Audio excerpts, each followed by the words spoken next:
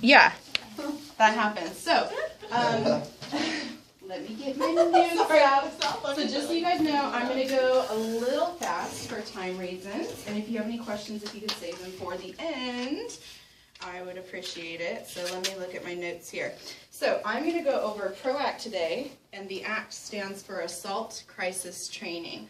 The purpose of ProACT is to avoid injury, harm to self, and harm to others. So it's really important that you pay attention, because it will be a blessing to you guys if a situation should arise. And please understand, I was in a very hostile environment. Be strong and courageous. Do not get deterred by what I'm going to tell you and the examples I'm going to give you. You probably will not be in this kind of environment. If you have any other questions, like you can always let me know, and we can have some coffee, whatever, because I'm not going to give you everything that I knew. Okay, so some basics. When you want to work with clients, you want to build a relationship with them. Their name is so important. Like, you have no idea. When trying to calm them down, when trying to get their attention, their name is so very important. You also want to know from their primary caregiver their triggers. Okay, you want to know their self-soothing behaviors, what's normal and what's not normal, what's escalated, and what's something called their target behavior. Okay, you really want to pay attention. Let's see here. Establish trust with them if you can, and just understand that different people are going to work with different clients in a different way. They may just not like you. You're a certain body type where they've already had a bad experience with a person, and it's not your fault, and don't take it personal, okay? Now, some basics. Can anybody see what's wrong with what I'm wearing if I'm about to work with an autistic client? I know I don't match, but it's for a reason, okay? Anybody see something that's wrong? That's right, and they're also jelly flip-flops. If I get any kind of water or whatever, you know, I'm not going to be able to chase after my client, or I'm not going to be able to get to a situation very fast, okay? So have closed-toed shoes. You want to protect your toes as well, okay? Anybody else? Get what? We had runners. Your earrings. Thank you. These are very attractive. This is like eye candy, okay? It's happened. Okay, now if you know your client and you know that's not their thing, it's kind of okay. I would recommend no jewelry at all, and that includes you know, necklaces, because it's something shiny and pretty, and what if they want it, you know? So studs are okay, but really if they end up hitting you on the side, that's going to hurt you more. You're not there to look gorgeous, you're there to serve. So this is like a toy. This is like auditory stimulation. Yeah. Again, with jewelry. Some of you guys may have missed this. Okay, this is just like a handle ready to go. You may want tighter clothing, something that, I mean, there were so many people that got their shirts ripped anyways, okay? So sometimes you can't avoid it, but this is like, hey, come over here, Amber. I have a rope, okay? Somebody could lead me, you know, wherever they want with this. So for women, I recommend a bun. You know, it still isn't going to avoid everything, but be careful with that. Okay, moving on next. You do want to be comfortable, though. Like, these are pretty cool. You know, I can get around quick. You want something where you can kind of be athletic. You want to be very mindful of your environment, okay? Are there scissors around? Is there a pen around? Is there something that can be used as a means of injuring somebody? And you know, pretty much anything can be used, but sharp objects you want to be mindful of. And also clients can have something called pica behavior, which means that they're going to eat inedible objects, okay? So if there is a rock on the ground or nearby, you know, you have to know, again, if they have a tendency towards pica behavior. I had one client who loved to eat cigarette butts. And they're all over the place when you go out. So what I do is, because I know that's one of his targeted behaviors, as we're walking together, I'm scanning the ground, immediately I'd step on top of a cigarette butt before he can even get to it. And I'm mindful of his body language, because he kind of go like this, excited, ready to go.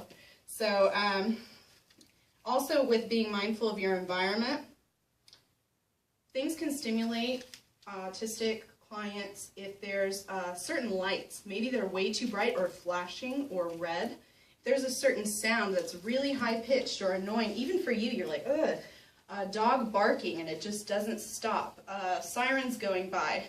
Notice your client's body language. Do they look irritated by what's around them? Sometimes crowds, okay? And again, if they have some problems where they've been abused in the past, if there's somebody near them that looks just like their abuser, you may find that they're really uncomfortable around one certain person. It's definitely within a lot of autistic people's behaviors to not like one person, okay? They just really don't like that person. They may charge at them all the time.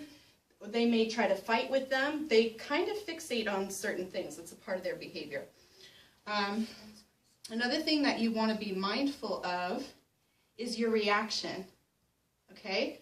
Fear is contagious. Not showing self-control is contagious, okay? Let's say somebody starts to charge at me. If I go like this, my eyes wide, stop! Oh my gosh, do you know what that's going to do? They're going to get even more escalated, and also another client may get agitated because they're seeing a sign of fear.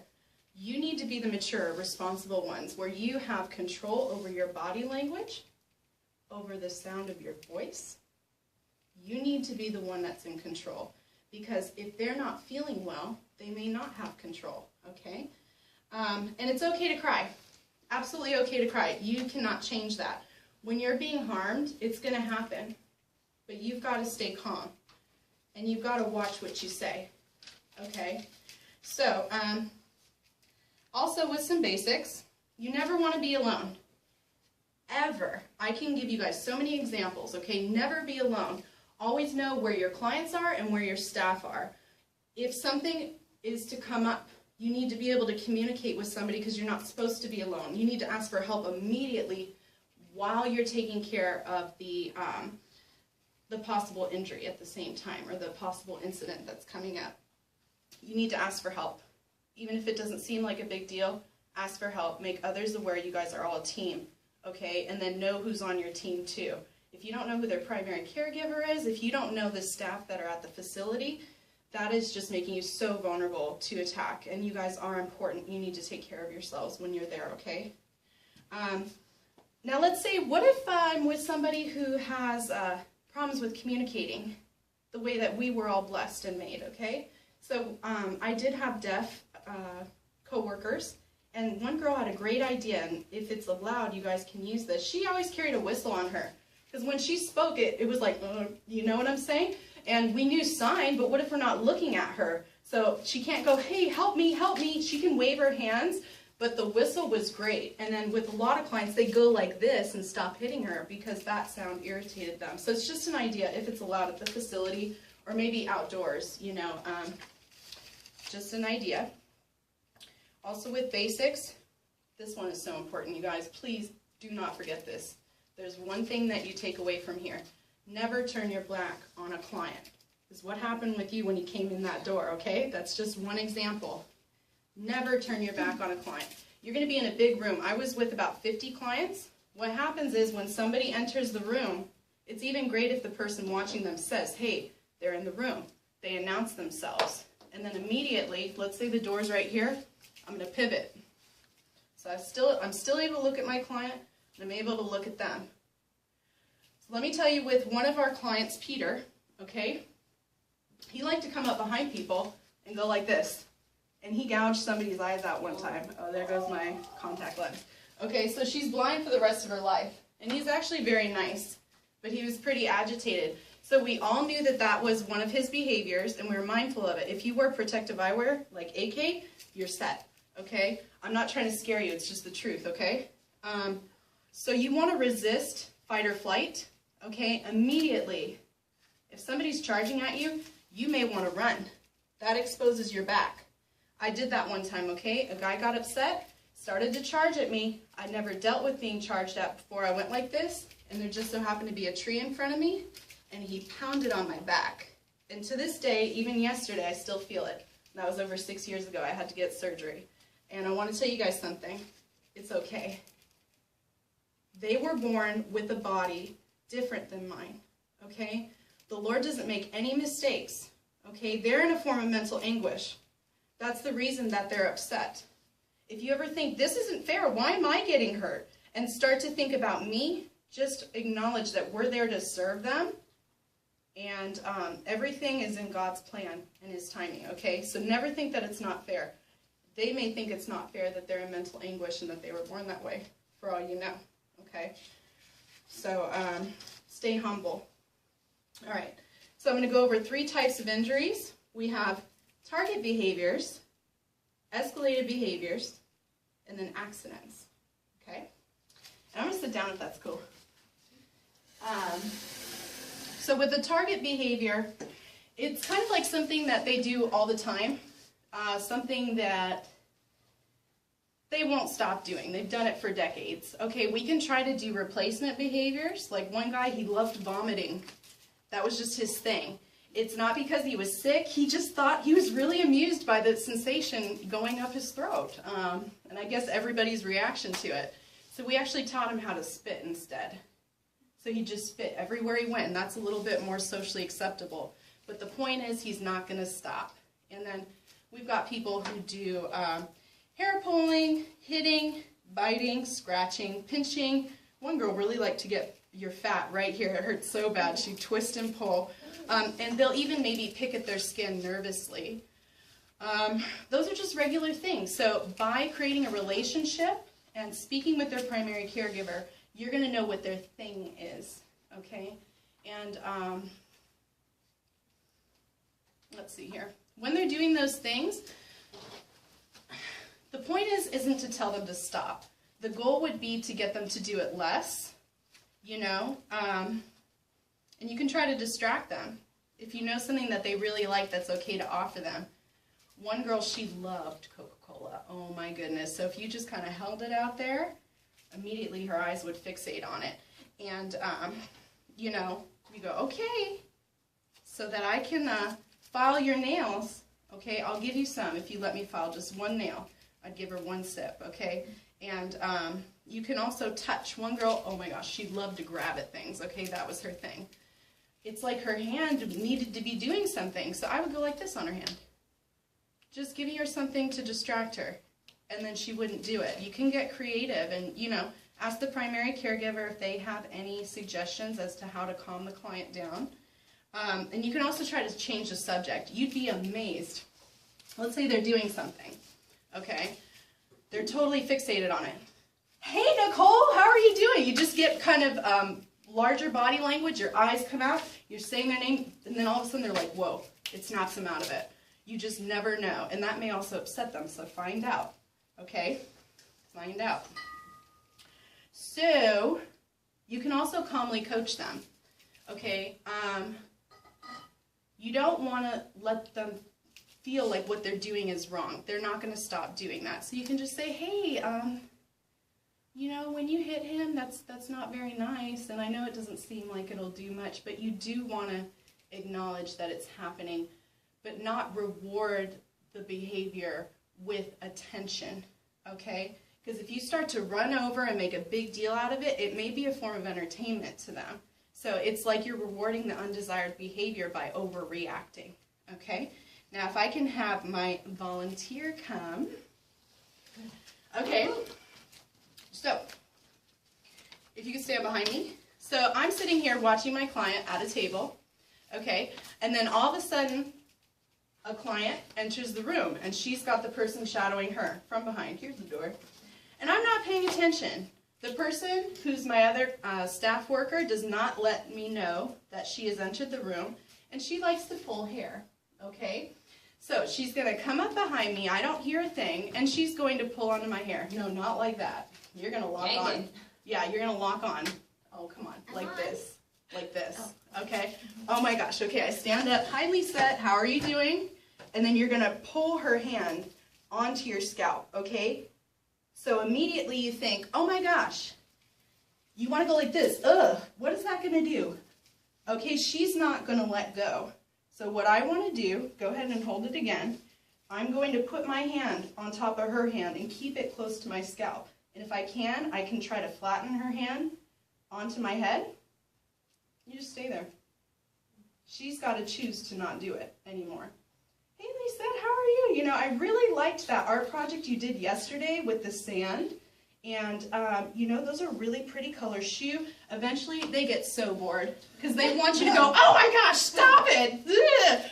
Yeah, so she's not hurting me because I neutralized the threat. Her hand isn't going to go anywhere. I do this, and you have to be really firm. You're not going to bruise them at all. Okay, you can sit down for now. I think that was the first one. Good job, good job, good job. Brava. Okay, so, and you notice how I also, you want to like shorten the distance between this and my scalp. So what I do, I stood up immediately and met her hand as well. So I'm meeting where her hand is, and I'm also pushing it in towards me. Keep it as close to you as possible, even though that's the exact opposite of what you would think to do.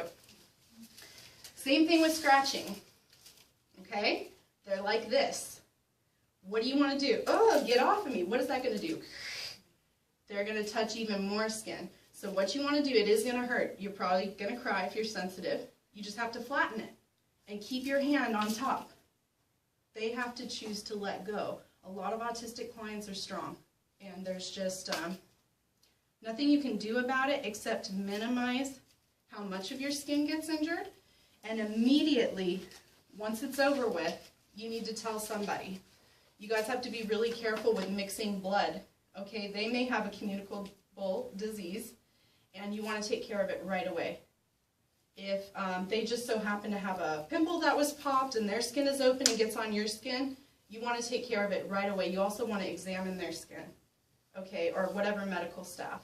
And immediately you let another staff member know what's going on. Sure, I need to do that initial reaction of getting it close to my skin, but after that, hey, your client is hurting me.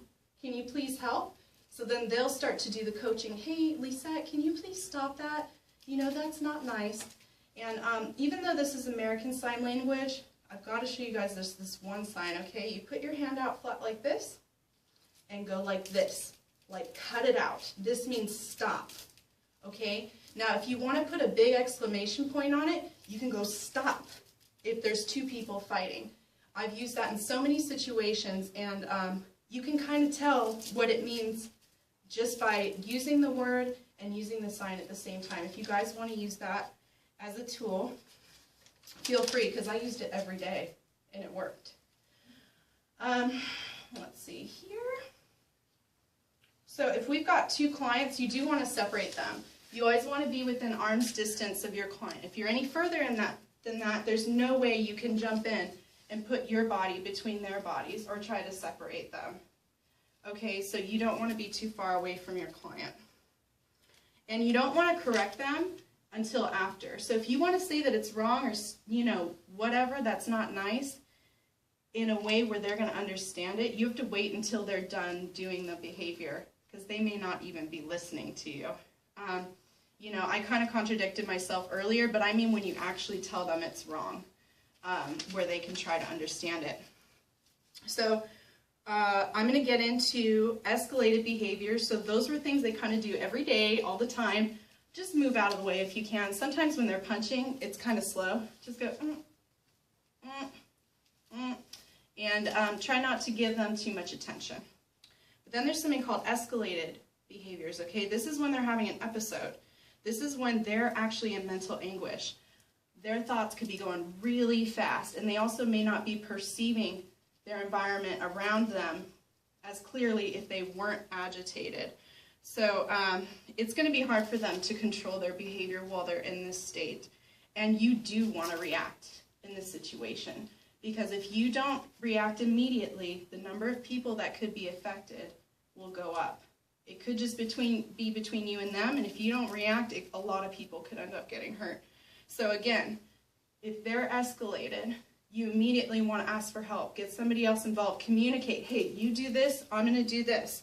And then let's just say they're hitting their head against the wall. Okay, they're upset. What you want to do is start counting. This is just one idea, okay? Start counting. So their thoughts may be going 1, 2, 3, 4, 5, 6, 7, 8, 9, 10, 11. You're going to go 1, then hit something. 2,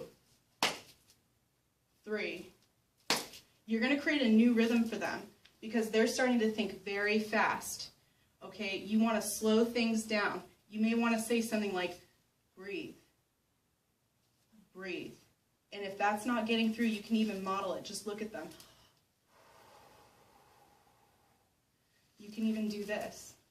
Not say a word, because sometimes sounds may agitate them. Just do this and look at them. Say their name very calmly, very slowly, and eventually they'll follow suit. Okay? Another thing that's really good, let's say their environment is overstimulating them. You can direct them to a corner.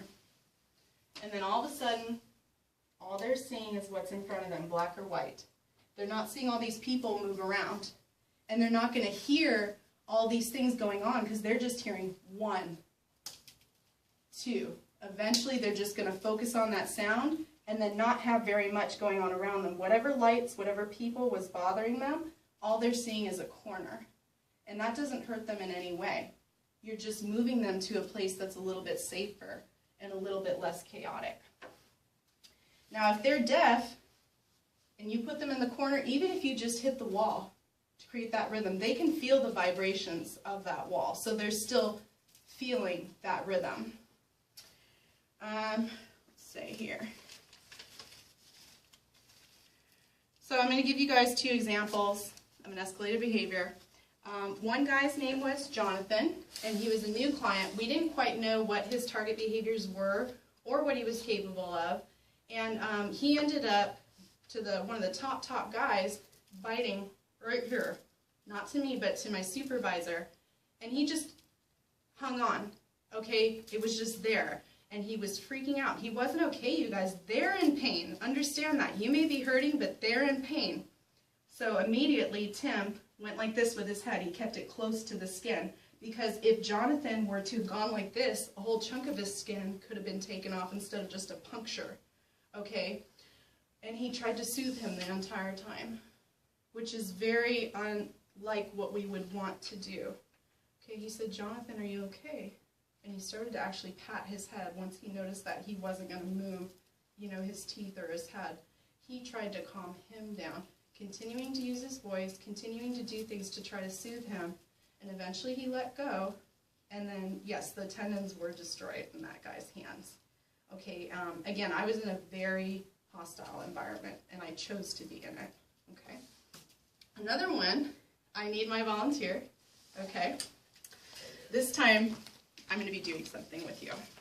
Now, I was in a grocery store, and my client really wanted the food in there, and she got very upset when I tried to direct her out. So what she ended up doing, because she wanted something in her mouth, she started to bite herself, okay? And she was just really escalated.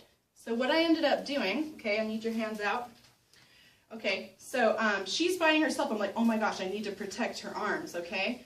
And then so I went like this and started to direct her out. What's wrong with this picture? That too. She bit my arm. I'm really close to her. She's just biting. And it wasn't anything personal. She was hurting herself first. So what I need to do is where is the source of pain coming from? Her mouth. Okay? So there's a couple ways that you can do this where you take both of their hands from behind. But let's say I'm just using both of my hands on her hands. Then you create space. Okay? Now where can she bite? She can only go kind of down by her neck, and she's not going to be able to get herself, okay? Now, you want to create space, so her arms need to be locked. If she can bend her arms, and if I'm close to her, I'm putting myself in a dangerous position. Okay, let me see if I need you for anything else. Wait, can you do that again? Yes. Okay, let's do it sideways. Okay, so I'm going to hold her like this, not like this. That was the worst thing for me to do ever. I learned my lesson. Okay, and if you watch Cops, you'll see this too. Okay, so I just put my elbow to lock her hands out. And then now she can't hurt other people because Nikki was freaking out. She was seriously freaking out. I won't even give you other details, but that was interesting. Okay, now another thing. Now, she's escalated, and I know her. You can't just take her out of the store and that's the end of it. No. When I tried to do that, she ripped the sliding glass automatic door out of the track to try to get back in. So what you need to do is go like this. Okay, now this is what we did in another grocery store situation when she wasn't biting. So here I'm vulnerable. But one person took her by one arm, I had her in the other arm, and we walked fast in circles, okay? We're trying to get that energy out until she's so tired that she's not going to be escalated anymore. Okay, see if I have another one. I do. Okay, another escalated behavior. Now, this happens a lot with clients. They're going to charge at you, okay? Now, just very slowly try to approach me, okay? I'm going to put my hands out like this, and you see how I'm kind of getting into a squat? And what I'm going to do is say their name, ask them to stop, ask them to calm down, and I'm going in a circle, okay? I'm going in a circle. If I do this, again, remember my back got hurt. You go in a circle, and you wait for them to get tired. And that's all you can do. Thank you very much. Okie dokie. And again, if you guys want to hang out, I can give you guys more pointers. So the third way that people can get hurt, you have your target behaviors, you have your escalated incidences, then you have accidents. Okay? This can even happen with 2 regular kids. So, okay, so to avoid accidents, don't let your guard down. Don't start talking with your friends. Don't lose eye contact with your client, okay? Even if you have an easy client, you'd be surprised how quick things can go from 0 to 100. Don't let your guard down. And you also need to know the rules. If you're in a facility, I bet you they have guidelines of what you can do and what you can't do. For example, no running in the facility, okay? If your client starts to do this, it doesn't seem like a big deal. Try to enforce those rules because they are important. Oof. I'm going to take 1 second because I have a story coming up. So you always want to be within arm's distance of your client. You always want to have a visual. So I'm going to tell you a story about Pedro and Jasmine, okay? We're in a brand new facility. The environment's relatively new to them. And Pedro likes to play around, and it's okay to have a relationship with your client. So he went, tag, you're it, with the guy shadowing him. Started to run off, and he's a fairly heavier guy. Okay, use this chair as an example. So the caregiver, or the guy shadowing him, started to play along. Oh, I'm going to get you, and you know, they were just having fun. So Pedro starts to run along like this. And then we've got another client right here, Jasmine, okay? She had this behavior of liking to throw grocery bags up in the air. And then they'd fall down, she'd start to giggle, and she'd chase after them. That's what made her happy. That was her target behavior. It wasn't even a behavior, but, she did it all day. And she just seemed like an easy client, because all she'd maybe do is scratch you, you know? And she also had to wear a helmet. She was very frail, okay? Anyways, so Pedro's going like this. There's a pillar right here, so he starts to go around the corner, and he starts to fall. So he's losing his footing. And Jasmine's coming this way. She's not paying attention. She's looking at her bag. And what is the supervisor doing? He's talking with somebody. She's about 8 feet away. What is the other guy doing? He's running after the client like it's some kind of game. So what ended up happening was there's a wall right here, there's Jasmine right here, there's Pedro right here, and he ends up kind of footballing her on the side. And he pushed her into the wall. And she died. Okay? Her neck snapped. Everybody in the facility was there. Okay? There's at least 25 staff members. Some of them may have been around but thought, that's not my client. They're just running. People get hurt all the time. She died. Okay? Now, her family members were not able to say goodbye to her before she died. And I'll just let you know, this affected me. I went to a couple churches wondering about her salvation. This applies to you guys, okay? How do you know if they're saved if they weren't born with the ability to hear the gospel? They have a heart. They have a soul. They were created in the image of God, but they were given different bodies than us. Now, I came up with my own conclusion. I don't want to influence anybody's, theology here, but ask yourselves, when you're interacting with these clients, how are you going to share the gospel with them? Is it through your actions? Should you just say the name Jesus anyways? Can you sign Jesus? Can you say God in prayer? What are you going to do? Because their salvation is important. Don't just assume, hey, God loves everybody. Okay, another thing. The man that was chasing Pedro wasn't a Christian. I would witness to him every time we got assigned to a bus together, anytime we worked together. Okay? He made jokes at me, oh, you Bible humper, or whatever, and, I just make fun of him for being old, whatever, But I kept trying. Dude, I don't quit. I'm one of those people. I just kept trying. And, he didn't go to work the next day. Because he didn't believe in a God that has a divine plan for all of us, he personally took on the guilt of murdering her, pretty much. That's how he felt. And for weeks, he's just never the same ever again, you guys. Anytime he'd come to work, he's totally dejected. He felt guilty because he didn't even believe in a heaven. He thought that was it. And let me tell you guys something. Let me charge you. If you are dealing with caregivers or parents that do not believe in heaven or in Jesus Christ, how would they feel if their family member or loved one passed away? It's really going to affect them. Even if they just went to the hospital and got hurt, they're not going to have that stability in their lives the way that we do. Okay, so again, not just with safety, you guys share the gospel to everybody and be passionate about it. Think about what you would have said to Jason. Think about how you would have tried to convert him. Or it's all through the Holy Spirit, but equip yourselves. Because when people get hurt, it affects them if they don't believe in a loving God that's in control of everything. So thank you for letting me share, okay? I love you guys. I've been praying for you. You learned so much. Yeah. Sorry that was a lot. Does anybody have any questions?